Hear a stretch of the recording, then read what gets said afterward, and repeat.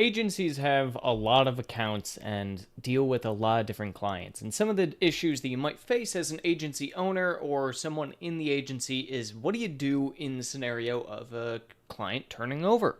You're not going to have clients forever. You're not going to have every single brand that you work with at all times, right? So you're inevitably going to have some turnover of some kind, some churn.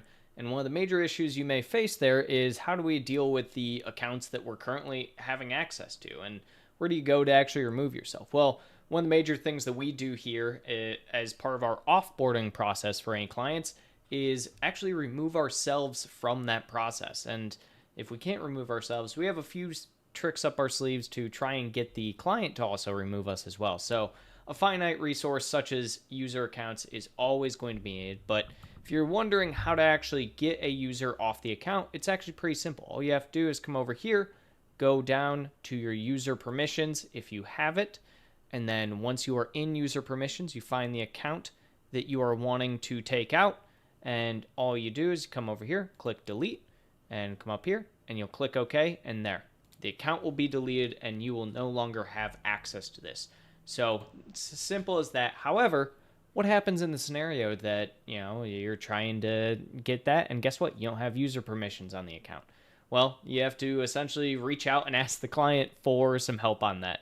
And in situations where you ask the client, you're not always going to get the best response. Part of our offboarding process for clients, sending them an entire list of criteria of things they should do if we don't have access to the account for some reason, or to, for instance, the apps that we need to take off as well. Part of that is asking them to remove the actual user permissions.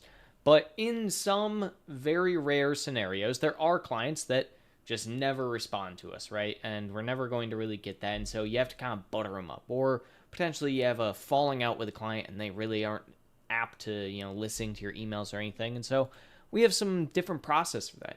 This is a example of one of our offboarding screenshots. What we actually send clients, where we appreciate having business with you.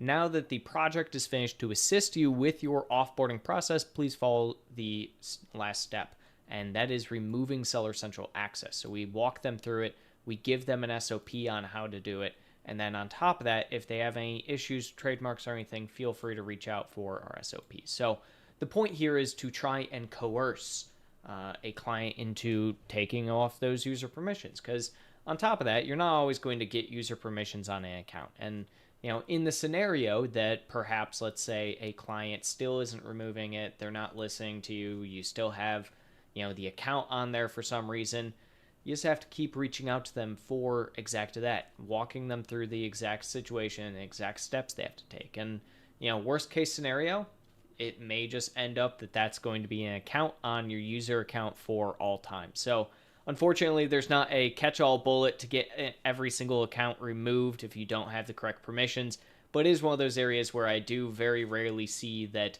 Amazon sellers are just leaving users on their account that they don't know or that they aren't working with for an extended period of time. So whether you're an agency or you are a freelancer or even a brand in some scenarios, always make sure during your offboarding process that you have removing yourself from a user account. If you don't have that, make sure it's in the steps for the client to do before they fully offboard.